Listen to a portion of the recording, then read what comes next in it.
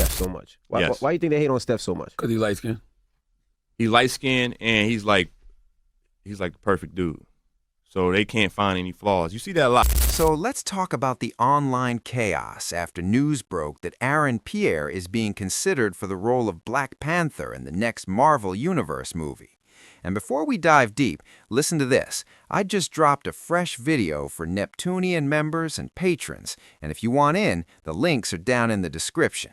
Also, if you vibe with my content, make sure to smash that like button, share this video, and subscribe. Recently, it surfaced on X that Marvel Studios allegedly met or auditioned Pierre along with other actors for Black Panther in the upcoming Avengers Secret Wars, and girl, the reactions were wild. The backlash came mostly from black men, and they were not holding back. They were seriously unhappy about this casting. The main gripe? They feel Pierre is too light-skinned or racially ambiguous to take on the mantle of Black Panther. Their argument is that the role deserves a dark-skinned black man. One man on X even said, "Light-skinned T'Challa with green eyes? I think the F not." Another chimed in, "I'm cool with him as some kind of black superhero, but Black Panther needs to stay true to the original dark-skinned phenotypic look. We want Panther, not racially ambiguous Panther." Several others echoed these sentiments, liking comments emphasizing that only a dark-skinned black man should play the character. And hold up, this isn't a one-time thing. We've discussed this on my channel before. Black men also had issues with Pierre playing John Stewart in Green Lantern, and apparently the writer pictured John Stewart as dark-skinned. They even pushed back when The Rock cast himself as John Henry, a fictional character. And remember the NBA draft drama? Many black men were upset seeing mostly light-skinned biracial picks, even though most had dark-skinned black fathers. Yet interestingly, these same men celebrate the female counterparts of light-skinned men and never question their blackness. Rarely do we hear black men call mixed-race women racially ambiguous or try to revoke their black card like they do with light-skinned men. I've covered this pattern in multiple videos over the years, so I've got all the receipts for this one. Contrary to the claim that only dark-skinned women care about colorism and representation, black men clearly care too, when it's their image on the line. Of course, we rarely see them defend dark-skinned women facing colorism. Instead, they tell us we're bitter, jealous, insecure, and that representation shouldn't matter. But girl, when it's them, suddenly it does. Suddenly, they know exactly what a black man should look like. They rarely say blackness comes in all shades or hair textures. They set the standard, dark-skinned, unambiguous.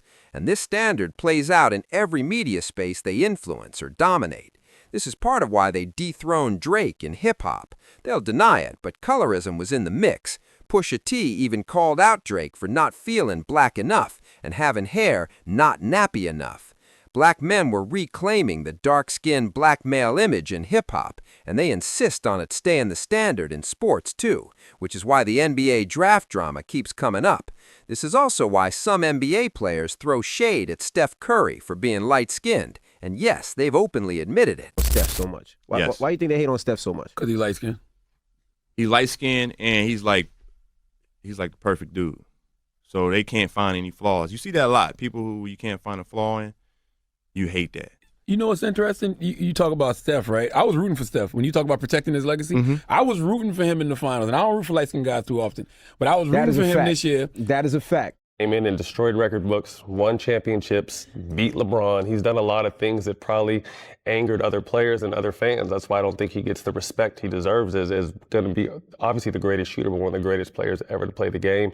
And I can see people being bitter from that, not to mention the little light skin thing and people have problems with that. And as obsessed as black people are, understandably, with racism, I think, unfortunately, because I hate it, we're just as obsessed with colorism. Okay. Sports is physical. Yeah. Basketball, football in particular, has been the domain of the field. Yeah. So field Negroes. Yeah. So, and that's historically what it's been. Wilt Chamberlain, Bill Russell, Julius Erving, Elgin Baylor, Michael Jordan, Magic Johnson, you know, LeBron, KD, Kobe and Shaq.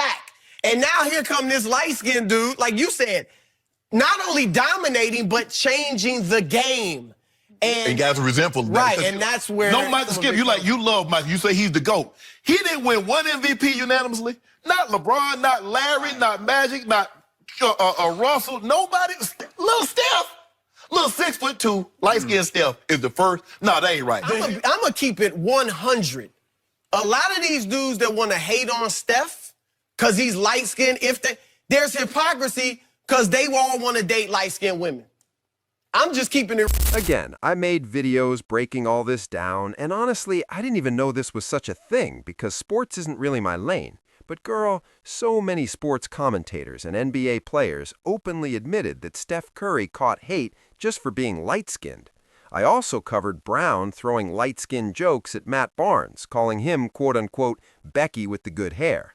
See, we're constantly told black men don't care about colorism as black women do, but they do care, just differently, because they already have mainstream visibility and rarely face media erasure like dark-skinned black women. And you watch what happens when their image actually gets challenged. They suddenly start sounding exactly like dark-skinned women. This is why I keep saying it. Black men fully understand colorism. They get everything dark-skinned women have been explaining about colorism. They just pretend otherwise until their own image is at stake. And honestly, this is why I think dark-skinned black women should step back and stop intervening when they get erased in media. They don't bring the same energy to us, so why should we run to save them? Not collectively anyway. For the most part, they preach that black women can look any way they want, and all this noise about black women swirling and creating mixed babies. We know it's performative. They don't actually care about those children because nobody is producing more biracial kids than them. Most of the mixed-race NBA drafts, black fathers. Drake's dad, black. Yet they insist the dark-skinned black man remains the standard of black masculinity in every space they occupy. So if black men can set the standard while dating and fathering whomever they want, why can't dark-skinned black women set the standard in our own spaces? We do not have to follow rules nobody else respects, and if they won't help us fight colorism when it impacts us, we don't need to help them. We keep our energy steady over here, unapologetically. This isn't tit for tat, it's about reciprocity.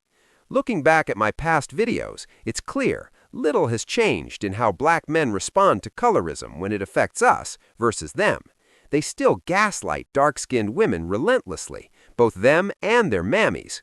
One thing that has shifted is that more of them are trying to rewrite history, pretending a majority never preferred light-skinned women and always adored dark-skinned women. They claim it was never about skin tone, but about attractiveness, weight, attitude. Or they try to say it was feminist reasoning, or because we won't follow a black man's program. No, that's a lie. What they were really saying was they preferred light-skinned women, period. All the extra excuses came after dark-skinned women started speaking out and rejecting colorism. By then, it was too late. And the truth is, most black men are still saying the same thing. They just get defensive online now because platforms like mine empowered a demographic of dark-skinned women to stop tolerating colorism. Part of it is also because more black women are exploring dating outside their race, or at least considering all men, not just colorist black men. Plus, many are now avoiding black men entirely. See, black men are still portrayed as the standard of blackness in media, and the mainstream tries to push them on black women. But online spaces and conversations about colorism, misogyny, and warmonger are challenging that narrative. Add the manosphere, red pill discussions, and black men's own commentary, and it's no wonder many black women are raising their standards. We're stepping back from dating them. Mix in the political and economic climate, and let's be real, black men aren't exactly appealing right now. And for intelligent black women like us, we're loud online, even if we're the minority, so the response to colorism has evolved. Now, colorists are scrambling to rewrite history and spin stories, but the truth is out. Black men and the wider community are losing some of their dark-skinned mammies because women are listening and learning from channels like mine. I've seen some progress, but it's not enough to rescue dark-skinned black men when the media erases them. So here's a reminder to dark-skinned women. Let these men handle their own colorism battles. Most of them leave us to fight ours anyway. This is their fight. Burn the cape. And that's all I've got to say on this. Drop your thoughts in the comments. Thanks for listening, and I'll catch you in the next video.